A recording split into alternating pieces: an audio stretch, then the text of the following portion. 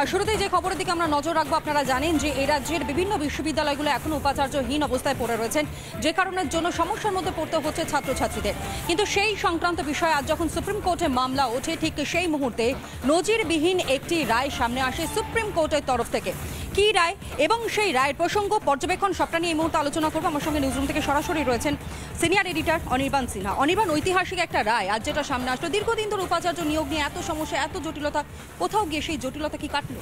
অবশ্যই জটিলতা কাটলো। এখন তো 3 মাসের মধ্যে রাজ্যের সবকটা বিশ্ববিদ্যালয়ের উপাচার্য নিয়োগ করতে হবে, সুপ্রিম কোর্ট বলে দিল। কিন্তু মজার বিষয় হলো তনয়া, এতদিন ধরে এটা আটকে ছিল কেন? মানে এর দায়টা কার?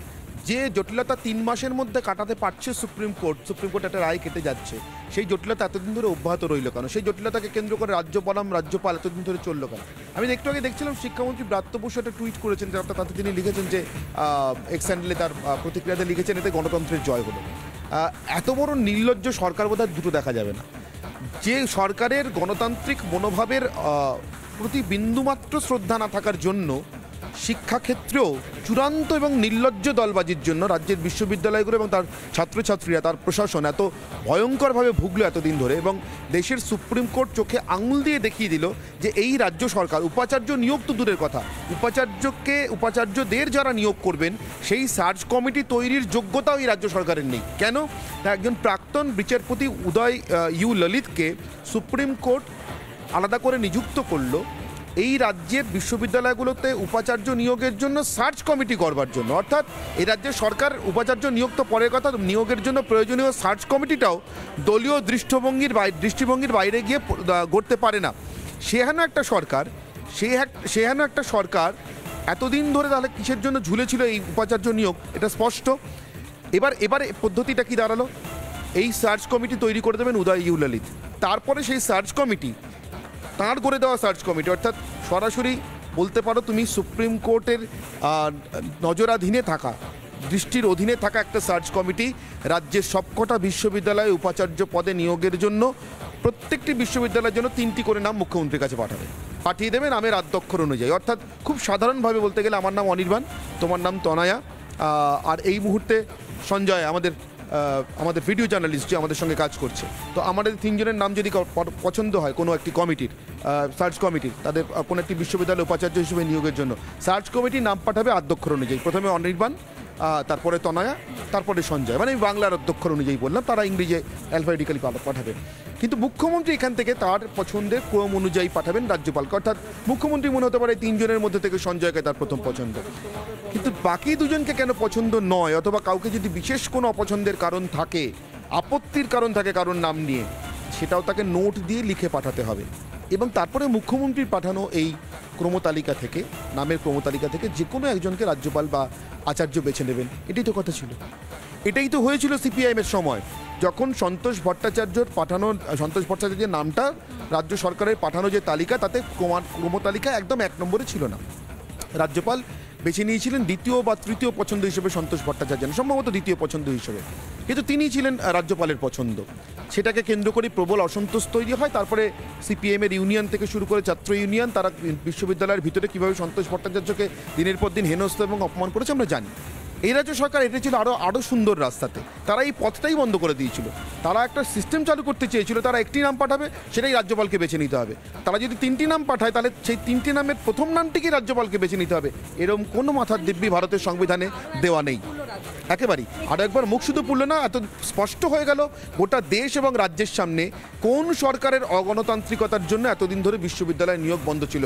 এরপর এটাকে গণতন্ত্রের জয় বলে যদি ব্রাত্যবাবু এমন ভান করতে যান, তার দুটো গাল একদম পরিষ্কার আছে, তিনি থাপ্পড় খাননি, সেটা তিনি করতেই পারেন, কিন্তু দেশের মানুষ নিরক্ষর নয় বা অশিক্ষিত নয়, তারা দিব্যি বুঝতে পারছেন আসলে কি ঘটলো। একদম, অনেক ধন্যবাদ জানাবো। অনির্বাণ সিনহা এই মুহূর্তে সিনিয়র এডিটর আমাদের সঙ্গে ছিলেন, এবং অত্যন্ত স্পষ্ট একটা ব্যাখ্যা কিন্তু এখানে সামনে আসলো যে আর কোনো রকমের কোনো জটিলতা ইতিমধ্যে আর রইল না বলা চলে সুপ্রিম কোর্টের এই রায়ের পর, যেখানে স্পষ্ট করে বলা হয়েছে 3 মাসের সময়সীমা বেঁধে দেওয়া হয়েছে, 3 জনের নামের তালিকা মুখ্যমন্ত্রীর তরফ থেকে দেওয়া হবে, এবং সেখান থেকেই কার্যত উপাচার্য কে হবেন তা স্থির করা হবে, এবং উপাচার্য কে হবে তা স্থির করবেন আচার্য। এমনটাই স্পষ্ট করে সুপ্রিম কোর্টের যে নজিরবিহীন রায়, সেই রায়টাই আরও স্পষ্ট হলো।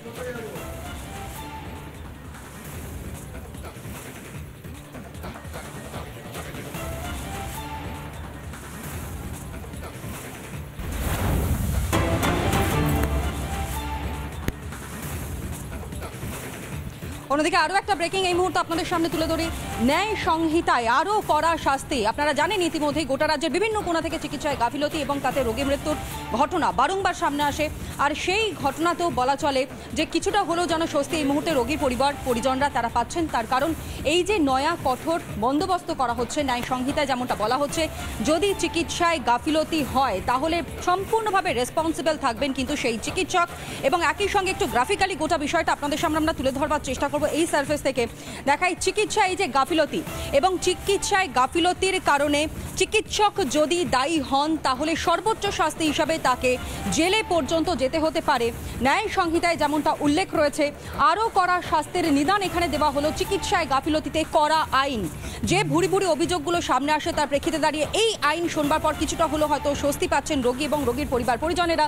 চিকিৎসায় গাফিলতি যদি হয় শুধু এখানেই শেষ নয়, গাফিলতিতে যদি মৃত্যু পর্যন্ত হয় রোগীর তাহলে সম্পূর্ণভাবে রেসপন্সিবল থাকবেন ওই চিকিৎসক। এবং সেই চিকিৎসায় গাফিলতিতে যদি মৃত্যু হয় মৃত্যুর জন্য নতুন আইন, আর সেই আইনে বলা হচ্ছে ডাক্তার অর্থাৎ সেই চিকিৎসক যদি দোষী হয়ে থাকেন তার দোষও যদি প্রমাণ হয় তাহলে সর্বোচ্চ শাস্তি তার হবে জেল, অর্থাৎ তাকে হাজতে যেতে হতে পারে এমনটাই কিন্তু স্পষ্ট করে বলা হচ্ছে। করা যে আইন তাই আপনাদের সামনে এই মুহূর্তে উল্লেখ করলাম। অর্থাৎ চিকিৎসায় কোনো রকমের কোনো গাফিলতি কোনো নেগলিজেন্স কিন্তু এই মুহূর্তে বরদাস্ত করা হবে না, যে কারণে ন্যায় সংহিতায় স্পষ্ট করে করা পদক্ষেপের কথা বলা হচ্ছে। যদি চিকিৎসায় কোনো গাফিলতি হয়, যদি রোগীর মৃত্যুর পর্যন্ত ঘটনা ঘটে তাহলে সর্বোচ্চ শাস্তি হিসাবে ওই চিকিৎসকের জেল হতে পারে, হাজতবাস হতে পারে, এমনটাই স্পষ্ট করে বলা হয়েছে ওই আইনে। রোগীর পরিবার পরিজনরা তারা কি বলছেন শোনাই।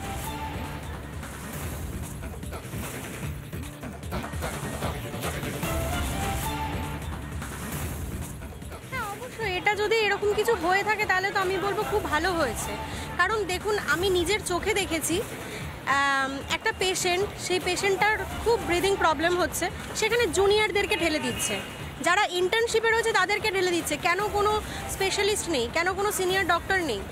সকাল 8টা টু মানে 8 AM টু 8 PM একটা শিফটিং থাকে ওদের, সেখানে শুধুই মাত্র থার্ড সেকশন জুনিয়র যারা থাকছেন তারা আসছেন, স্টুডেন্ট ট্রেনিং যারা করছে তারা আসছে। এগুলো তো মেনে নেওয়া যায় না। না তো এরকম যদি কিছু থাকে অবভিয়াসলি ভালো হবে। সেই আইনটা তো থাকা, গাফিলতির জন্য যদি কোনো আইন হয়ে থাকে তাহলে সেই আইনটা তো খুবই ভালো। হ্যাঁ, তাহলে চিকিৎসকরাও একটু সচেতন থাকবে। সেই আইনটা যদি পাস হয়ে থাকে চিকিৎসকরাও একটু সচেতন থাকবে, সবাই তাহলে একটু ভালো চিকিৎসা পাবে। এতক্ষণ আপনাদের শোনালাম রোগীর আত্মীয় পরিজন তারা কি বলছেন, চিকিৎসকরা তারা কি ভাবছেন। চিকিৎসক সুদীপ্ত রায়ের বক্তব্য আপনাদের সামনে তুলে ধরে শুনুন। যে কোনো চিকিৎসক যদি চিকিৎসা করতে গিয়ে কোনো রোগী মারা যায় এবং রোগীর বাড়ির লোকেরা যদি কমপ্লেন করে তাহলে কোনো রকম বিচার না করেই যে তাকে অ্যারেস্ট করা যাবে এবং পরবর্তীকালে যে অ্যারেস্ট এবং ফাইন যে দুটোই করা যাবে, 5 বছর পর্যন্ত তাকে জেলে রাখা যাবে। এবং এটা যে আমরা মনে করি যে চিকিৎসক সমাজ, যে এটা আমরা যারা মানুষের চিকিৎসা করি এবং আমরা যারা মানুষের প্রাণ বাঁচাই তাদের ক্ষেত্রে অপমানজনক, এবং সারা ভারতবর্ষের চিকিৎসকরাই এর বিরুদ্ধে প্রতিবাদ করছে